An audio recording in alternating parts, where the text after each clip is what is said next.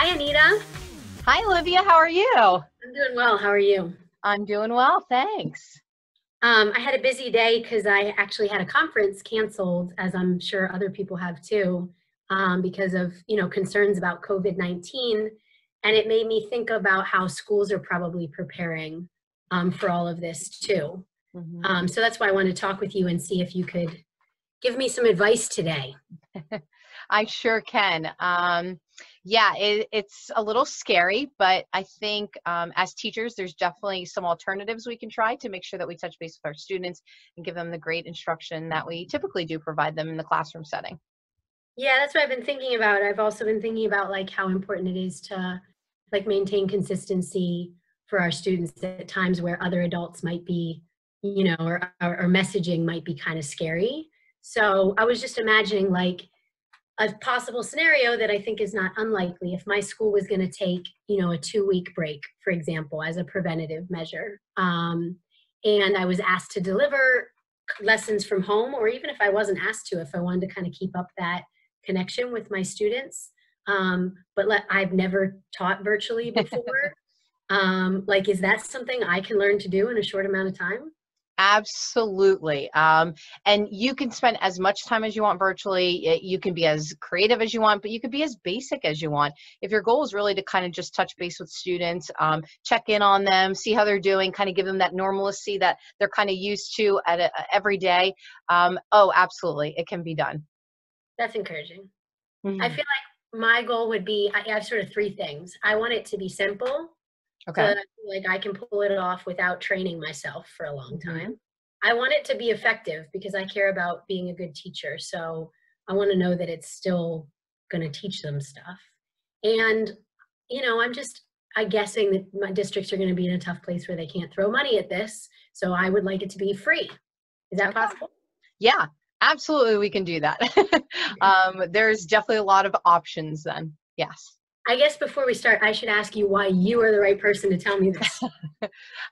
Okay, so I guess I should introduce myself. My name is Anita Young. So I have been a virtual Spanish teacher for 4 years now.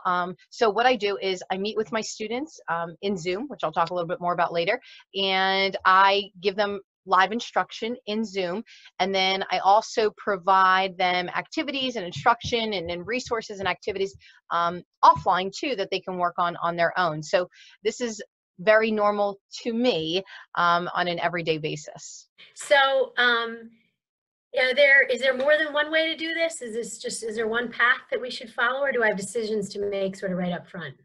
Well, it's kind of up to you how you want to handle this. Really, the reality is there's something called synchronous and asynchronous. And when we talk about live and virtual and online, so asynchronous, here's the way I always remember it, is asynchronous starts with an A, absent. So it's when you're not necessarily just meeting with your students live in person. That's something that they could always do on their own. And then synchronous is when you actually meet with them, just like you and I are right now, when you meet with them, touch base with them in the moment at that time. So So, there's two like, options. multiple students could be in, like, many people could be in this with us right now. Yeah, so I've had a one-on-one with a student, just like you and I are meeting now. And then I've had up to 20, a little bit over 20 students in Zoom, just like this too. So there are several possibilities. Okay. I also, like, before I get invested in this, want to make sure that I actually have the equipment that I would need, sort of hardware as well as kind of software stuff. So, I'm on a district issued computer, and obviously it has my video camera and, some kind of built-in microphone. But right now it's just my laptop and it's just plugged into the wall. So, what else do I need? Well, to be honest, that's the main thing. You don't really need too much more after this.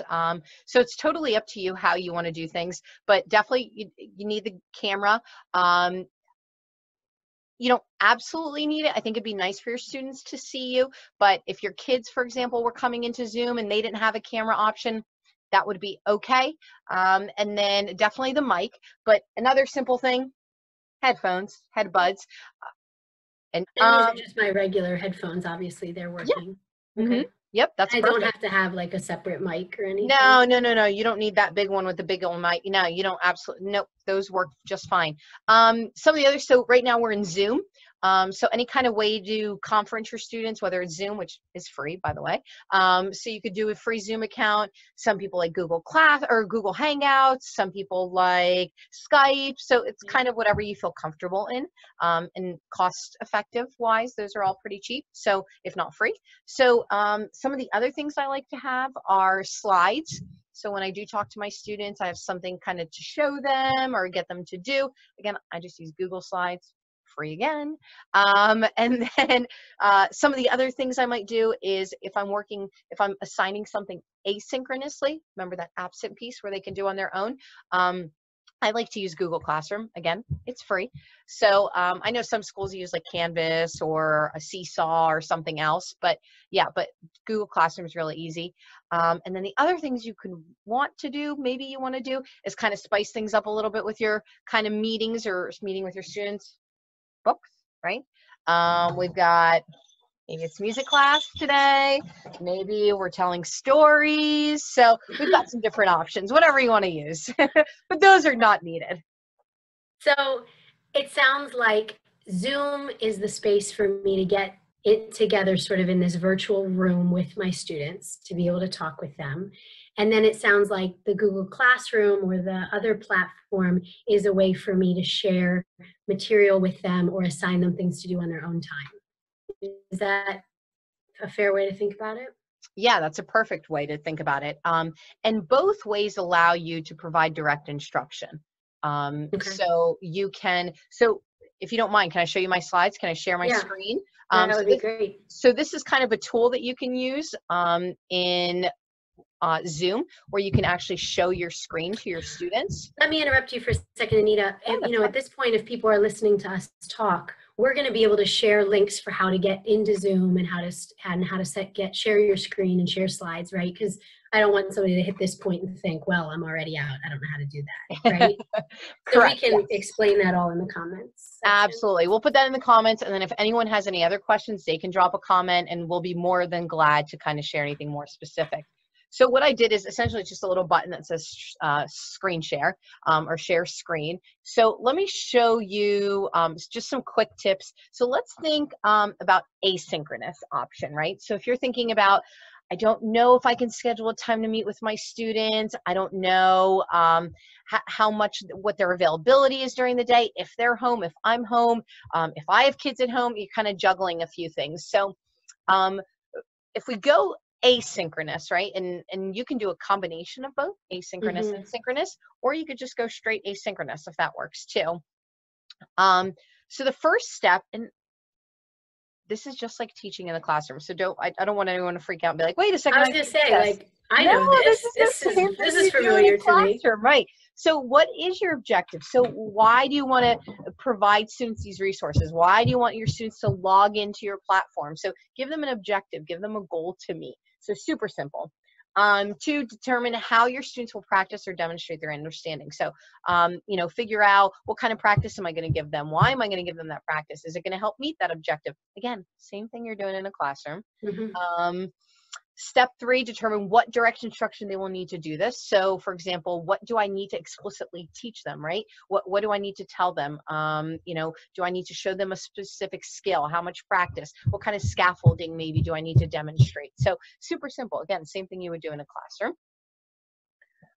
Any resources. So you got to identify your resources that you might want to share. So for example, maybe find some videos, some YouTube videos, maybe find some cool resource or a game or a Kahoot or a Quizlet you want to share with them. So those are all really cool resources that would just supplement. Again, same thing you would do and in the classroom. Go ahead. I'm going to interrupt you again. Like the resource could also mean like that Dr. Seuss book, right? Yep. Like it doesn't have to be an online resource if I have something I want to play them or show them or demonstrate that I already have. Absolutely. It could be a book. It could be a song. It could be anything. Right. Okay. Yep. No, that's awesome. So create slides. So this is where maybe having just a few sets of slides could kind of guide your direct instruction. Because don't forget, some students are auditory learners, but we've got some visual learners too. So giving that slide kind of gives them that visual look, right? So that they can follow along a little bit better. We can't forget about the different modalities, even virtually. So that's kind of a key to remember if you can do that, provide a visual with your auditory. When you say slides, you mean like what you're sharing with me right now? Yeah, something like this. So this is what it would be like to be a student maybe in that class. Oh, yes, exactly. So you would be following along as I'm giving instruction, correct? And I'll show you some different some other slides too, that are a little bit more engaging, that you can get your kids to participate a little bit more. But again, just remember this is asynchronous, so you're just kind of providing some of this, these resources and stuff to them. And then step 6, so this is where we kind of shift a little bit more into that technology, right? So now we're gonna kind of take what we usually do in the classroom and now kind of apply it virtually. Okay. And this is where I can create any student assignments on Google Classroom. And I'll show you real quick here, right after I'm done, what the Google Classroom looks like, if some of you have never used it before. But like I said, because that's a free resource, it's kind of nice to have, but your schools might use something else. Yeah, so you would create any assignments that kind of go with your direct instruction. Step 7 would be recording yourself in Zoom, just like I'm doing, and walking through my slides, giving them direct instruction, maybe posting some questions, maybe asking them to repeat things. So even if they're at home, they can repeat things, they can say things out loud. So we have that different option. But yeah, so Okay, sorry to get all you right, off track. that's normal. Yeah, so anyway, so lastly is definitely recording yourself in Zoom, so you can walk through those slides. And I lied, it's not last. So then what we'll do is take that recording and then we can post that recording and share that recording with your students. So while it's cool to send them to YouTube and give them a video, it's not you, the teacher. Right. It's not what they are used to. They're used to your instruction. They're used to the way you present things. So keep that in mind. It's okay to send them off to different things, but I think sometimes your kids just want to hear from you. So what you could do is just take the recording, and again, and we can provide all these directions to folks if they're interested. And yeah, you just kind of upload a file and they click on it and they watch it. So they'd be watching what, like what this We're recording right now. Yeah, Yeah. they Okay, can watch gotcha. that. And then last but not least, I promise, is, and this is where I think is really important, is even if you're asynchronous, right? Even if you don't have a specific time to meet with your students in Zoom, you've got to try to be available to your students. So for example, maybe showing up to Zoom and giving them the link and just say, hey, I'm going to be here for a while. Here's my office hours. Pop in, come say hello, come tell me how your day is going, ask me any questions. You know, you could even get like a Google phone number where your kids can text you and ask you questions if that's a little easier. Email, kids can email you questions, parents can connect with you. So yeah, there's a lot of ways that you can be available during even kind of this time. Virtual. And yeah, so So is that the last step for asynchronous?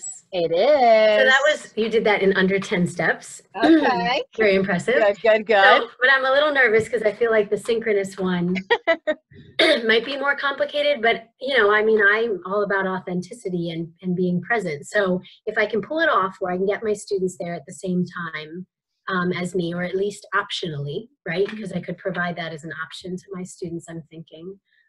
Tell me what it would look like to hold a class in live with my students. Okay. I'm going to tell you right now, I absolutely love Synchronous. So if that is an option, I would highly recommend it. I love it because, like you said, is just getting to see your students, getting to talk to them, getting to see their reactions to things is awesome. So Synchronous is very similar to asynchronous as far as the first 6 steps: prepping your lesson, the objective, the activities, creating slides. So here's the changes. So once you've gotten maybe through those first 6 steps, you kind of have what you want to teach in mind, you know, your prep work, right? Then what you would do is you would give your students a Zoom link, your Zoom room link, which is essentially your virtual classroom. And your students would come to your Zoom room, just like you came, you know what I mean? We met in this Zoom room, and then they just show up, and I just kind of, and you can see their faces popping in, and you could see all of them.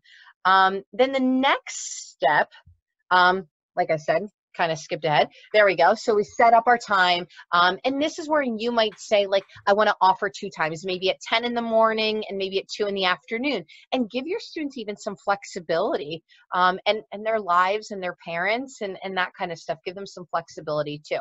Anita, Let me ask you, when you say send a link, so this is part of the free feature. I see that it still says on the screen that it's free. This is part of the free feature of Zoom, is that there would be a link that they would click on and they would get me, not some other random person. Correct. Yes. Okay.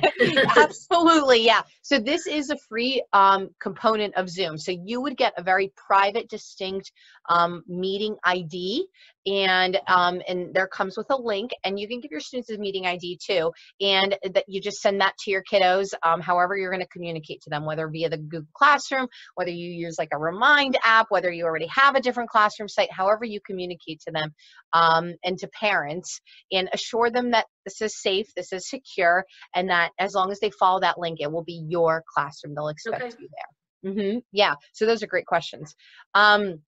So then you just kind of have fun. You deliver your lesson.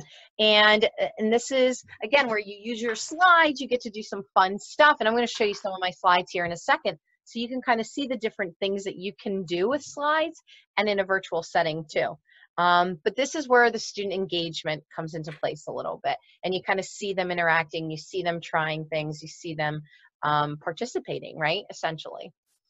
And then last but not least, again, under 10, step 9 is I want to make sure that when I meet with my students in Zoom, that I do provide them explicit directions as far as what to do next. So now that I've given them instruction, maybe we've done some activities, what do I want them to do next? Because when will I see them again, right? Am I going to see them the next day? Am I going to see them a few days later? So what could they be doing in the meantime, whether they're asynchronous or synchronous or working on their own, to what can they be doing, right? So let me, Step 9 kind of sounds like good teaching too. So I'm going to say like 7 and 8 are the only pieces there that felt kind of distinctive from the brick and mortar classroom. Yeah, so let me show you, for example, some example slides that I would use, right, with some of my students virtually, just to give you a quick idea of some of the activities that you can do. And so one of the things that I like to do is I kind of have a bell ringer. So when my kids come in, they can answer some basic questions. Obviously, I teach Spanish, so I apologize for the Spanish, but I kind of give them some reminders too. Again, I don't know how often I'm going to be seeing them, so, or how long we'll be out. So it kind of gives them an idea, and it kind of states my goal a little bit. Anita, the bell ringer mentions, well, I'm seeing a couple things go on. First of all, I'm seeing a very cool arrow with your name moving on screen. But I'm also seeing when you are done in the chat box over there on the left.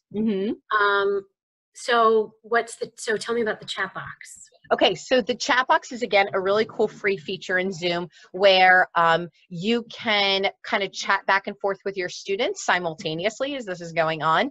And your students, this is really great because imagine like in a brick and mortar classroom, in your regular classroom, if students have a question, they raise their hand, right?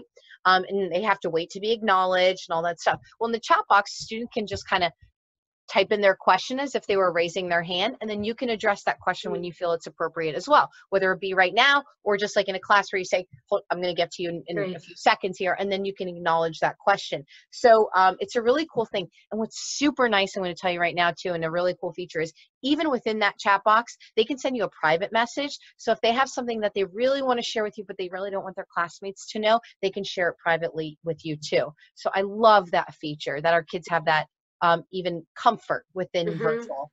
Now this arrow, so we can have a little bit fun in Zoom too, again, all free. So with this arrow, there's something called annotate tools in Zoom that you can have some really fun things to do. So this arrow being one of them. So let me show you a different slide where we've got like a lot of pictures, right? So whether we're learning new words or we're doing a lot of question and answering, and I can say, Olivia, what's this? Or wait, can we do that? Can you actually, I also teach Spanish, so I think I can follow along, and I know where to find my arrow. So I was lying a little bit before when I was surprised by your arrow. But can you just for like 30 seconds pretend you're teaching me off this slide and I'll be your fake student? Sure. So, so you do have an arrow, Olivia, or you can draw or circle things? There you go. That. Awesome. Okay. So, Olivia, ¿dónde está el lápiz? ¿Dónde está el lápiz? Excelente. Muy bien. Y, Olivia, ¿dónde está el cuaderno? ¿Dónde está el cuaderno? I'm nerviosa. Excelencia, muy Okay. bien. So, and some of the other things that you could try to do is like, there's a drawing tool, right? So I can say, Olivia, ¿dónde está el mapa? ¿Dónde está el mapa? And we can have, there you go. Not a beautiful Fantástico, circle. Olivia. Muy bien. So Mm. yeah, so you could check it out. So your kids would love this. Tell me your kids wouldn't love this, right? So they can play around with the annotate tools and do some different things. Yeah. What do you do if students just start kind of, having at it like I am Oh, up they here? can. And you know what? And we can have some fun with this, right? The fact that I have them in here and I have an opportunity to teach them and engage with them is truly at this point what I want, right? Mhm. So yeah, absolutely. And what I might end up doing is, and we'll get to that one, but so I could even have something like this. Yeah, I'm going to give them an opportunity to write. You want to write on the screen? I'm going to give you a chance to write on the screen. So we can do fill in the blanks. You can do math problems. You can do whatever it is, and students can draw. You can draw. You can write on the en la clase hay una silla, right? You can fill in the blank. You can have some different fun things. And let's go. And before I forget, Olivia, I did promise that I wanted to show everyone Google Classroom for that asynchronous piece, or if you want to follow up after Right. the synchronous live lesson. So this is just super free Google Classroom. And if you just want to post anything, you just simply go to classwork, create, and then just kind of create an So assignment. I could post like a link to my recording here too, so they could find Oh everything yeah, in the same place. absolutely. Yeah. And then your kiddos can just go into their class and they'll see everything that's there. So you could see you posted a new assignment.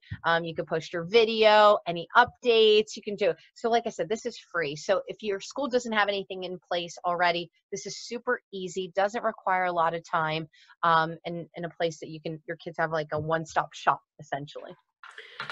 Yeah. So, like, now at this point, I'm kind of thinking about myself. I'm thinking about a lot of my colleagues, and I feel like some people are going to be really excited to kind of take this and run.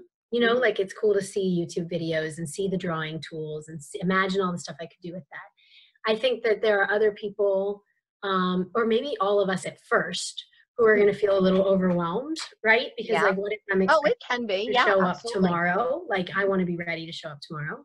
So, if this feels like a lot, like what are the bare essentials? In other words, what could I cut out of what you just showed me and still be that effective teacher? Okay, so there's a few options, and it certainly can be overwhelming. So for any teacher who doesn't feel like they're tech savvy, you don't have to be. We can just go bare minimum, right? So the first thing you could do is, if you want to just cut out Google Classroom and focus on maybe just sharing simple documents with your kids via email or whatever system you might have in place, that's a little bit easier, more comforting to your students per se, because that's what they already know. That might be the best way. The other thing you can do is just cut out slides, right? If you feel like that's a lot of prep work and you're not quite sure what to do, what kind of activities to do, just meet with them. Listen, the easiest thing you can do is read with your kiddos, right? So the easiest thing, find a book, read to your kids, right? Read to them, show them pictures, engage with them, talk to them, just check in, see if they have any questions. So just give them that piece of, again, like I keep using the word normalcy, but just let them talk to you, right? They know you. Let's And then bring up that book again. So I thought two things with the book. First of all, that's an elementary book, although I guess if it's in Spanish, maybe it's right. not. But and as much as we all love children's books, does that mean you think this is something elementary school teachers could do too? Oh, absolutely. I think, I think younger kiddos, kindergarten, early elementary, they might need some assistance coming into Zoom, maybe a parent or guardian or a caregiver, so maybe someone can help them out. But it's super simple. As long as they can come in, they'll be attentive. They'll be so excited to see you. So I think, yeah, as simple as a book, 15 minutes, read a book with them, checking for comprehension, anything simple like that. Just going over calendar routines even. Hey, what's the weather outside? Kind of just chit-chatting a little bit would be great for them. So no prep, just Right. talk to your kids. Can I see the book like even a little closer? Like, is it such that a student could actually kind of see pictures and stuff? Yeah. Oh, yeah, absolutely. So you can get it nice and close. Cool. And absolutely. Yeah. So you would read it and then just kind of show pictures, just like you would in a circle time or a story time, that kind of setting. Let's say, it's just nerve-wracking to put yourself out there, having said that it's kind of the space for, young people are going to be more savvy than we are. Like, let's say I go on there the first day and it just kind of, it's not going the way I thought it would go, right? And I'm clicking on stuff and not the right stuff isn't showing up, and you know, just like a nightmare, teacher nightmare situation. What's sort of like, what are some of those things that I can just hold on to that you would say are important to keep in mind and remember? That's a great question, because you're right. And there's a lot of things that could go wrong, but a lot of things can go wrong in a brick and mortar too. So we don't want you to think that if it fails, you give up, because we don't do that otherwise, right? So some of the things that it's really important to remember is that maintain relationships with your students, no matter how long you're away from that school setting. You know, try to maintain a relationship with them, whether it's asynchronous, synchronous, keep in touch with them, check in on them, you know, just maintain that relationship that they're used to. Again, maybe keeping, again, sense of continuity, right? You know, school's still going on. We're still doing some other things. Looks a little differently, but we still have it going on. We're still learning. We're always learners. So what can I do to help that? And don't forget that you are always their greatest resource. So no matter what, all else fails, right? Tech fails. You don't have time to do slides. You don't know what you're doing. You are still the greatest resource. You are the teacher. You are the one that is the expert in that content. This is what you do. And I think your kids appreciate that, right? Parents appreciate that. So just remember that you are the greatest resource, and you're the one that they want to see. And yeah, and like I said, always ask for help if you need it. You know, maybe reach out to a colleague who might be having some, you know, better experiences with it. Ask your kiddos; they might be able to help you, or you know, play around with you, or tell you what they're doing. And yeah, so there's definitely some cool things out there to try. I imagine, as we just talk about the tech world and safety, that's important too, as we like enter into this, to check with our districts before we get started. And make sure if they have some priorities or policies around what tools we use and how we interact with students, that we adhere to those. Absolutely. Yeah. That You seems like definitely, it goes without saying, but yeah, say no, it. but you probably should. Absolutely. Yeah, you definitely want to run it by your district and just say, hey, I'm going to be using Zoom for such and such reason, you know, and they might even say ahead of time, yeah, we want you to use Zoom, or hey, we prefer to use Google Classroom. Right. But yeah, there's a bunch of resources, and just like anything else that you go to show or present to your students in the classroom, you know, you do your due diligence of checking it ahead of time, making sure everything runs smoothly, you know, videos, any kind of resources you're sharing, Right. just your due diligence of checking it out before. So we can learn more about all that stuff in the text below, and then we can respond to people's questions in the comments. Is there anything else you want to leave people with, or I thank you for your time. You're obviously, you really love what you do, and it's encouraging to see, because it's a little scary to think about online teaching. Yeah, and I hope I came off again, at the World of Learning Institute. This is kind of what we do. This is how we deliver our world language instruction.